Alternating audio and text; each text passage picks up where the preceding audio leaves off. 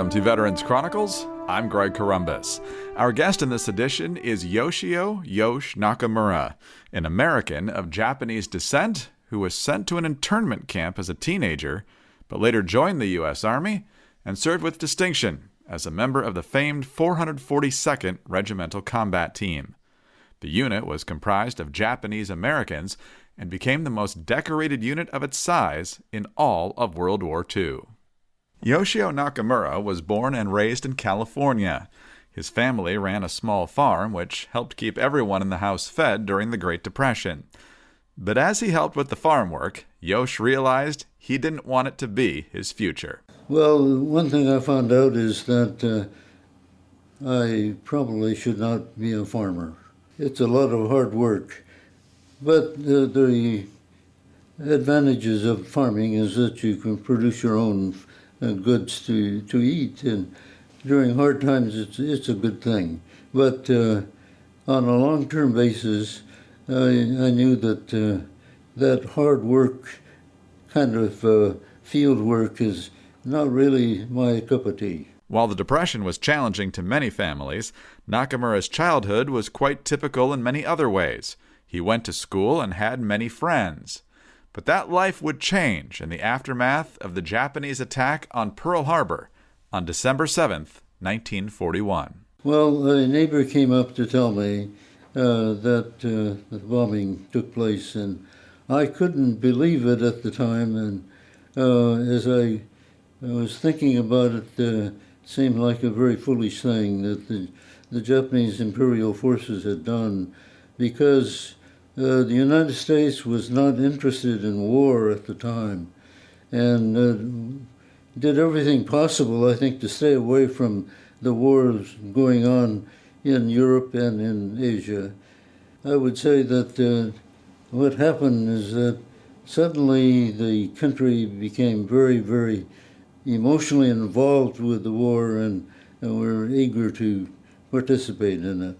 It was a very bad time for us of Japanese ancestry, because people didn't realize that although we had Japanese faces, we had American hearts. There are people who blamed us, for something that we didn't do, especially politicians, the newspapers, all the media. It seems that there would be a rumor about, let's say, Japanese Americans in Hawaii cut the sugarcane fields with an arrow pointing towards Pearl Harbor, which never happened. But that kind of rumor would be spread by commentators and by newspapers as if it was the true thing. And so the impact of the Pearl Harbor really affected us very, very severely, because the paintbrush that is used to create the Japanese imperial forces was put on us as well. And so for some people, the assumption that because we have Japanese faces, we were loyal to the Emperor of Japan, which was far from it. So I would say that the impact made life very miserable from that standpoint. And I was very fortunate that in my high school and in my community that we were accepted as Americans, and knew that we didn't have any part of it. So that faith in America was instilled as a child and going through school, and it came out very strongly in a personal behavior standpoint with my friends. So to give you an example, when I was in high school, I was in the 11th grade, and I was elected into an honor society called the Lion Squires. In February of 1942, just a few weeks after the Pearl Harbor attack, the students in the Lions Choir elected me president. And so apparently at that time, the fact that I had a Japanese face, that they knew I was an American, and they showed that much confidence in me. And as a result of that and many others, I had great faith in America that whatever was being done at that time will be seen as a kind of a black mark, and that if there are some wrongs done against us, that they'll realize it was wrong. But in early 1942, President Franklin Roosevelt changed Nakamura's life drastically by ordering Americans of Japanese ancestry living along the West Coast to be moved to internment camps. But even as his family and others suffered, Yosh still believed strongly in the promises of America. It did happen in February 1942, when President Roosevelt signed Executive Order 9066, authorizing the incarceration of people of Japanese ancestry, whether Americans, whether they're Japanese or non-aliens, using a euphemistic term to disguise the fact that American citizens are involved as well. And so the executive order allowed the Western Defense Command to incarcerate us. And I'd say that my faith in my friends and the country made me feel that eventually the country will discover that that was a wrong decision, that was that it will correct itself somehow, and it did come to pass with the Civil Rights Act of 1988, when President Ronald Reagan signed the apology voted by both houses of Congress apologizing for our incarceration. For Yosh and his family, it meant living at an internment camp in Gila, Arizona. And as appalling as the situation was, Nakamura says he and the other students tried to make life as normal as possible. I was involved with helping this barrack classroom where we were having our high school classes to make it as normal as possible. And so I and some others developed student activities, and we tried to make the atmosphere as normal as possible. If you can imagine that in a desolate area in Arizona, where the only friendly thing was the saguaro cactus. But it was hard to ignore the reality of their situation. The United States government was rounding up Americans of Japanese descent and holding them against their will. It's clear the pain of that experience is still vivid in Nakamura's mind. Well, I was there from we were entered in 1942. I started in Tulare, California, where we were sent there by train, and I would say that it was probably the most humiliating experience of my life to come off of the train and having and walking from the train station to Tulare racetrack. And all along the way there were these soldiers with fixed bayonets, and I can still hear young children asking their mothers, why are these men out here with their rifles or guns, and where are we going? And of course we all wondered where we were going. And when we got to the racetrack, we noticed there was barbed wire surrounding the racetrack, and there were guard towers up there. And so when we got in, we asked, why do we have guard towers? And they said, well, it's for your protection. But if you looked up there, you'll see that the soldiers who were manning the towers are facing inward, not outward. And the searchlights at night were inward rather than outward. So it was just a way of trying to sugarcoat the infringement of our rights. Soon enough, the opportunity to join the war effort came to Japanese Americans. We'll pick up Yoshio Nakamura's story there when we come back. I'm Greg Columbus, and this is Veterans Chronicles. This is Veterans Chronicles. I'm Greg Columbus. Our guest in this edition is Yoshio Nakamura. He's a U.S. Army veteran of World War II who served with the famed 442nd Regimental Combat Team. Just before the break, Nakamura described the indignity of being kept in internment camps by the U.S. government. Soon, he and other Americans of Japanese ancestry were old enough to serve in the armed forces.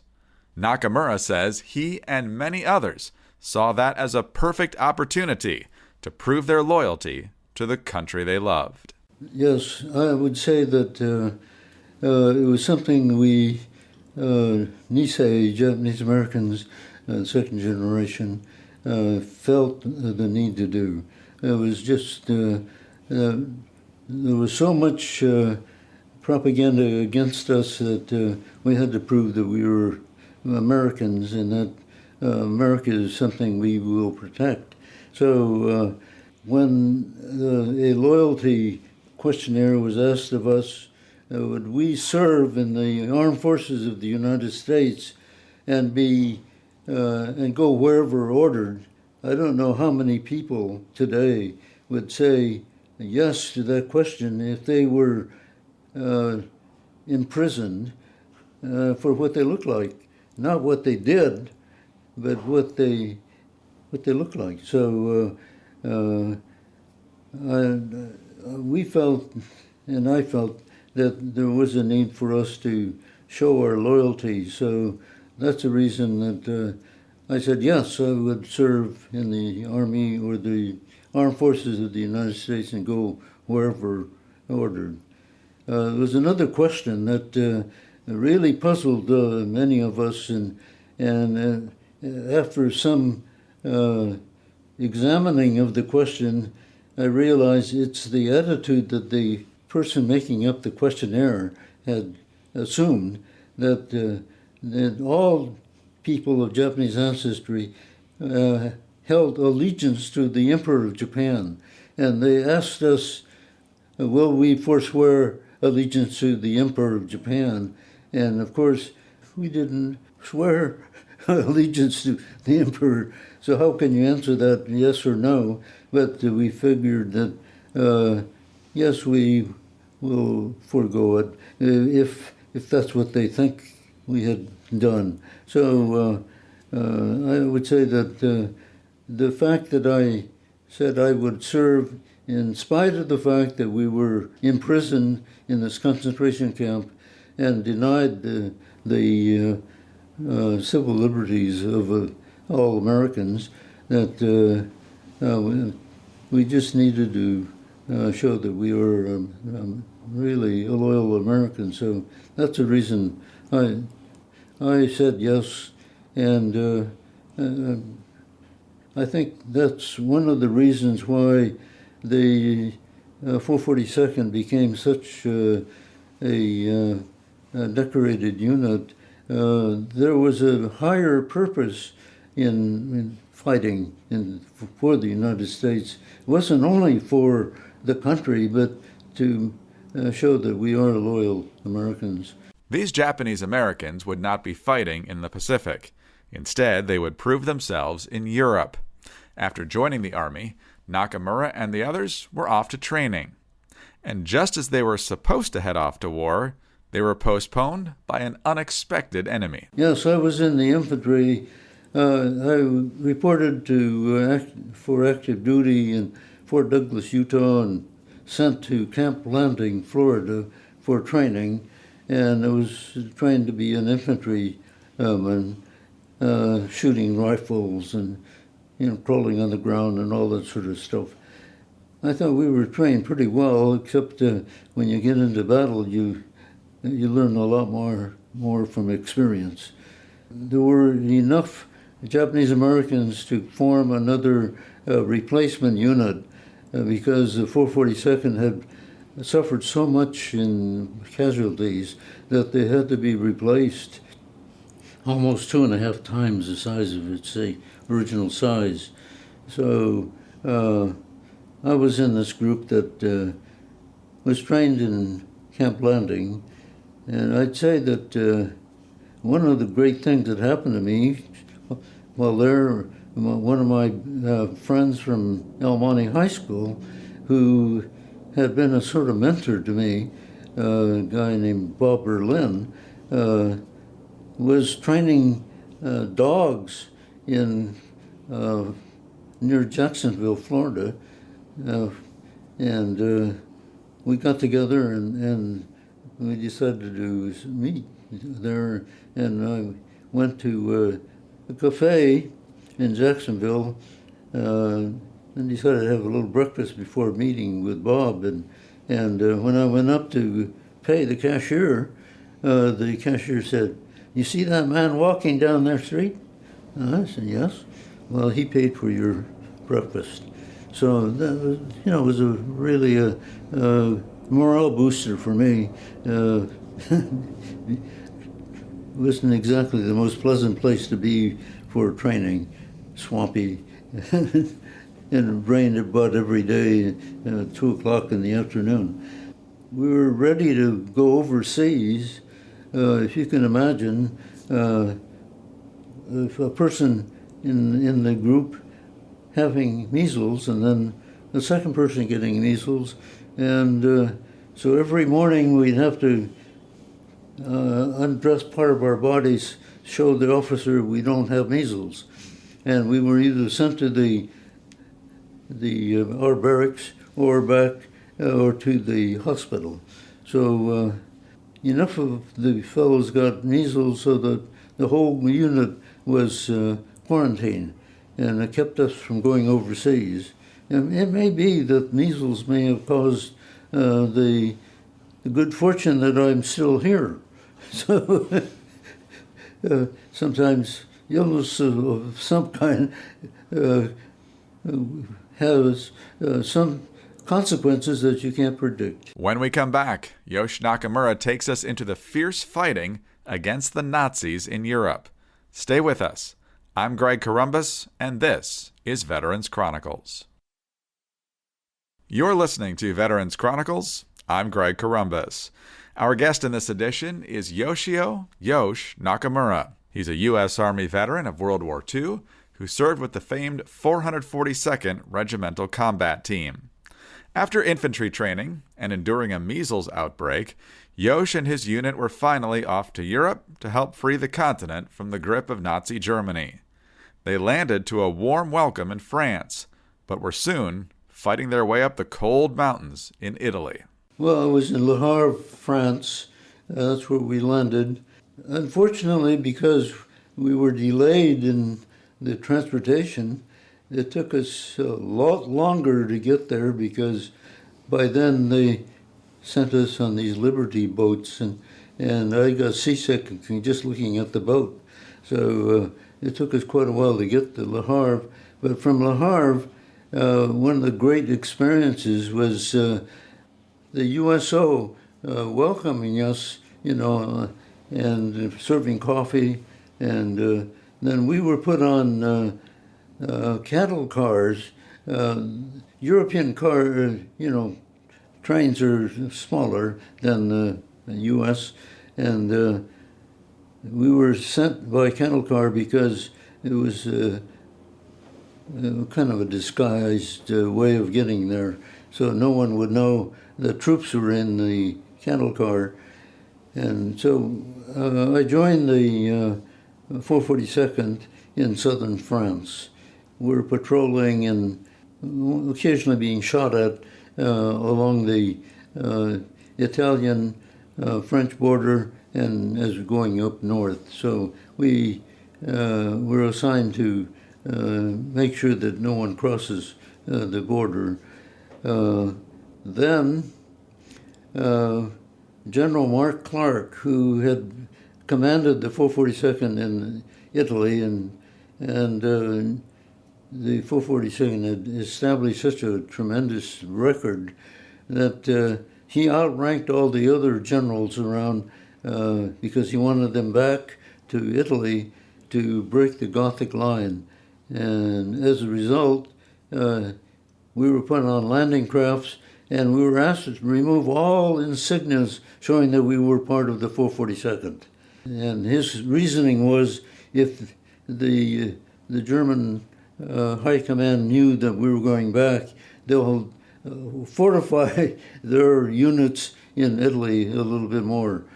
So we went in a very secret deployment back to Italy, and we were assigned to knock out the outposts on Mount Folgorito and other high ground, because our forces were kept from marching north because the outposts up in the Mount Folgorito and others could see any movement, and they would shell for about a half a year.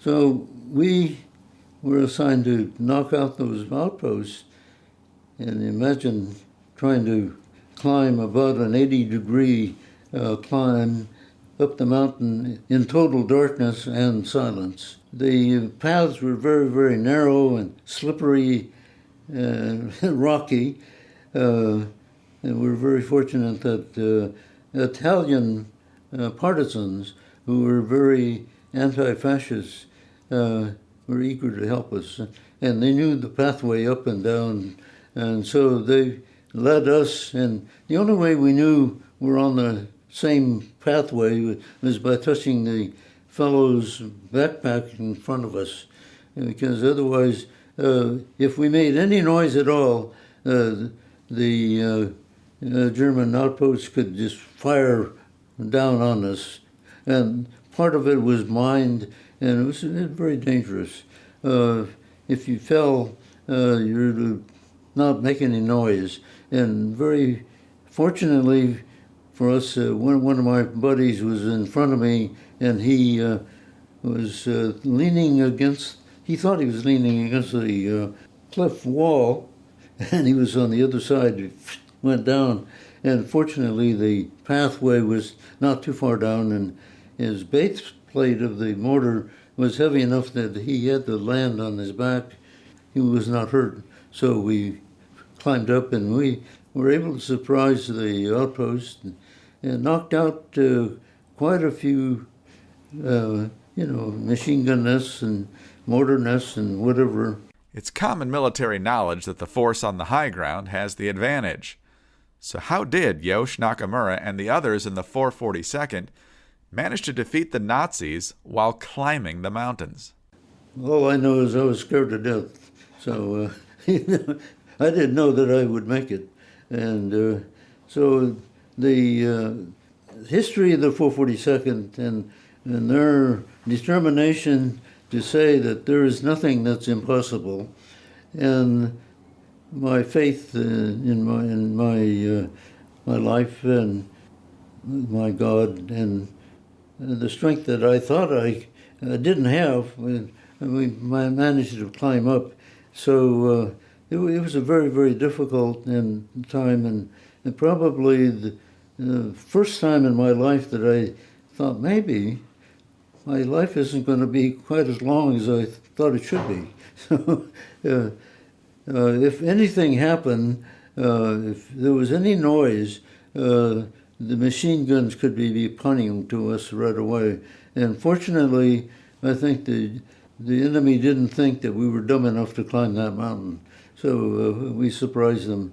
And in about a half an hour or so, we were able to knock out quite a few. But it was a dangerous place, and one of our soldiers, Sadao Munimori, was given the Congressional Medal of Honor because while there were grenades being thrown at us, one bounced off his helmet, fell on the ground, and he bounced on it to save the lives of his two buddies in the, in the trenches.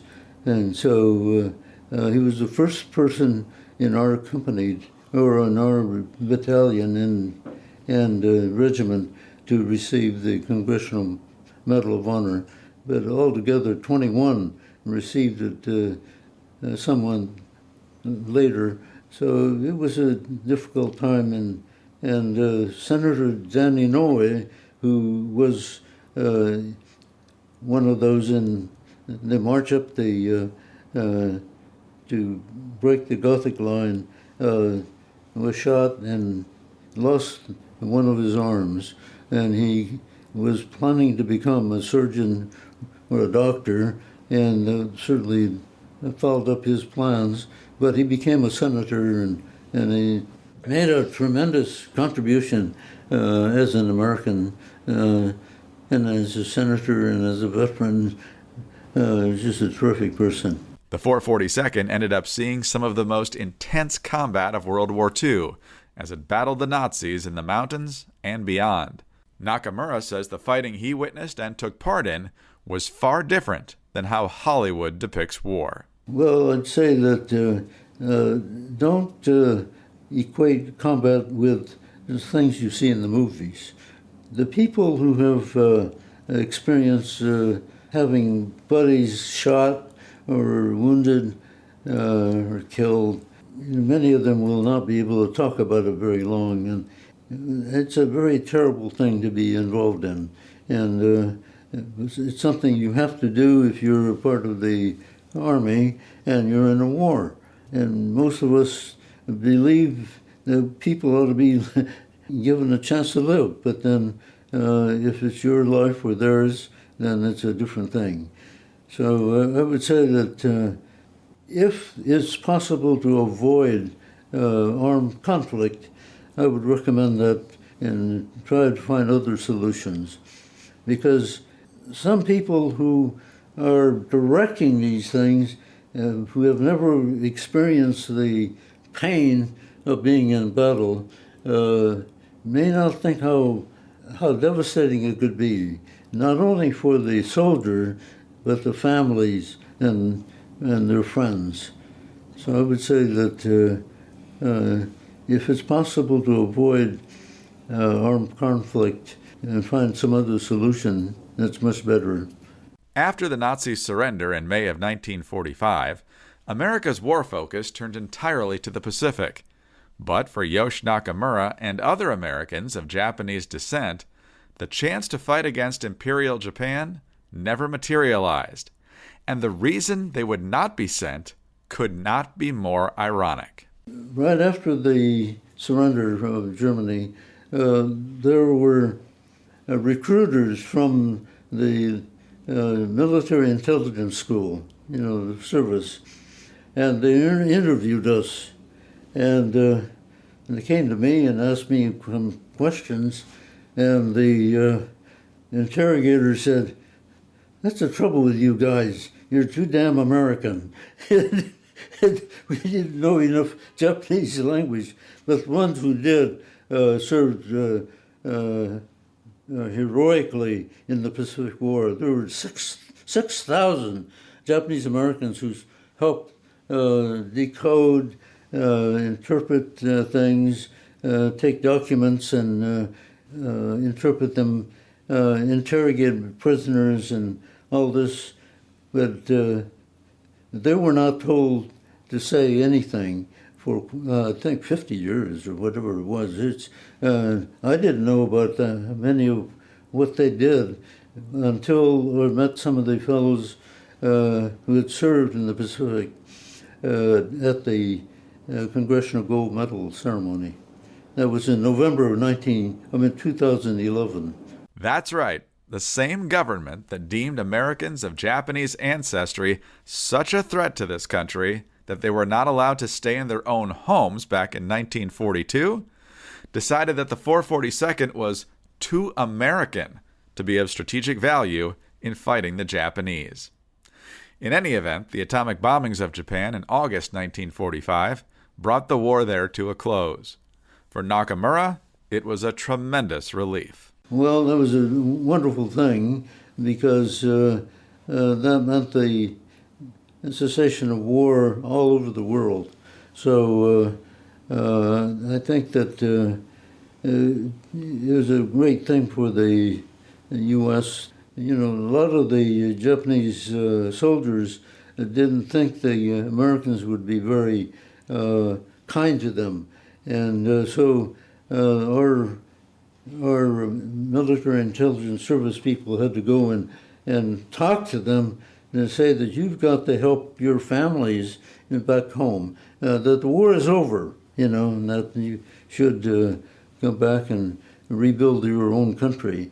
And so there is nothing really glamorous about war, and especially how we ended it with the 2 atomic bombs.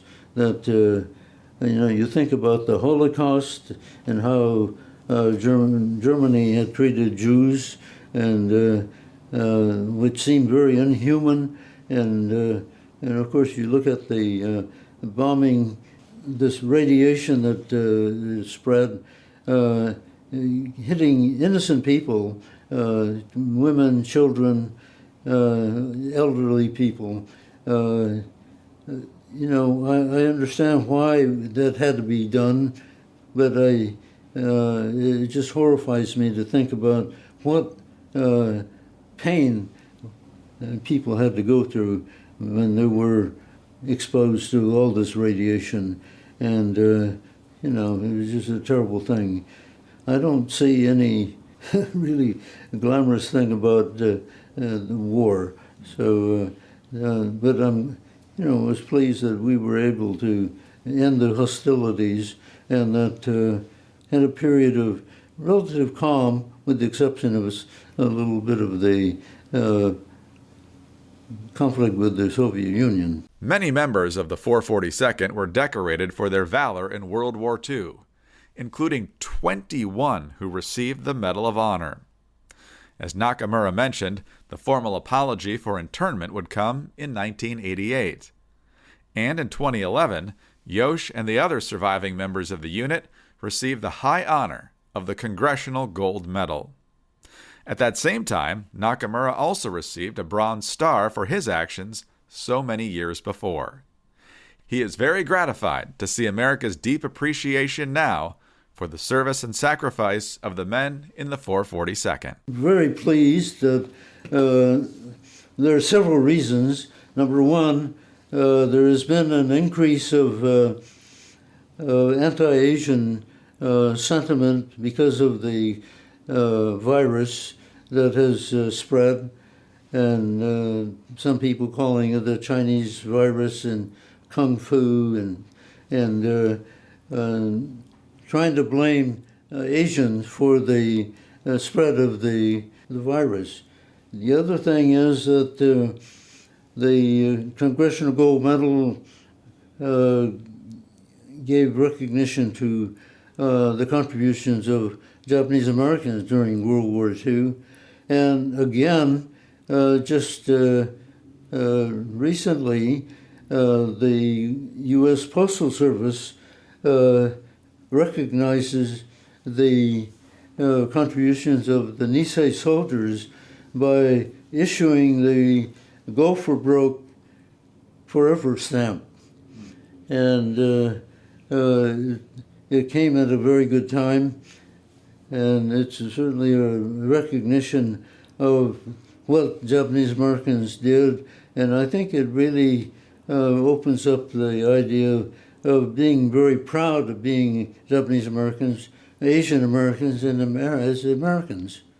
So I would say that a couple of months ago, our local newspaper, the Whittier Daily News, had a big spread about the 442nd, showing, you know, the 21 Congressional Gold Medals, or Congressional Medal of Honor, the fact that all the Japanese Americans who served in World War II were given the Congressional Gold Medal, and about 9,000 Purple Hearts and over 4,000 Bronze Stars. The 442nd with the 100th Battalion became the most highly decorated unit in American military history for its size and length of service. Yoshio "Yosh" Nakamura, interned in the early days of World War II, and later a decorated member of the U.S. Army's 442nd Regimental Combat Team, the most decorated unit of its size in World War II. I'm Greg Columbus, and this is Veterans Chronicles.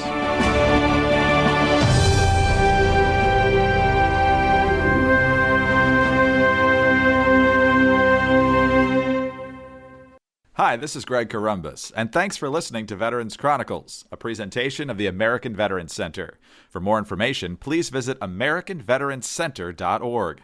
You can also follow the American Veterans Center on Facebook, and on Twitter, we're at AVC Update. Subscribe to the American Veterans Center YouTube channel for full oral histories and special features, and of course, please subscribe to the Veterans Chronicles podcast wherever you get your podcasts. Thanks again for listening, and please join us next time for Veterans Chronicles.